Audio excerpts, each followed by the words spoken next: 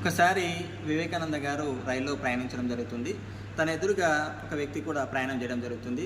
వివేకానంద గారు పడుకున్నటువంటి సమయంలో ఎదురుగా కూర్చున్నటువంటి వ్యక్తి అతని యొక్క షూస్ తీసి బయట పారడం జరుగుతుంది. కాసేపటి తర్వాత ఎదురుగా కూర్చున్నటువంటి వ్యక్తి అతను కూడా పడుకోవడం జరుగుతుంది. కాసేపటికి మెలకు వచ్చినటువంటి వివేకానంద గారు మెలకువతో లేవడం జరుగుతుంది. మరి పడుకున్నటువంటి వ్యక్తి మళ్ళీ లేచి తన యొక్క కోటు కనిపించకపోయేసరికి వివేకానంద గారిని అడగడం జరుగుతుంది, నా కోట్ ఎక్కడ ఉంది అని చెప్పేసి. దానికి సమాధానం వివేకానంద గారు, మీ కోటు నా షూస్ని వెతకడానికి వెళ్ళింది అని చెప్పేసి సమాధానం ఇవ్వడం జరుగుతుంది. అదేవిధంగా ఒకసారి ఒక హోటల్లో ఫారినర్తో ఒక చిన్న ఇన్సిడెంట్ జరుగుతుంది.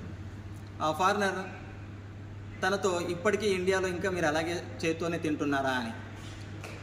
నేనైతే నా ఒక్క చేత్తో ఒకరిని మాత్రమే తింటున్నాను, మీ స్పూన్తో ఇప్పటికీ 100 మంది తిని ఉంటారు అని అనగానే అతను వెంటనే తన యొక్క స్పూన్ కింద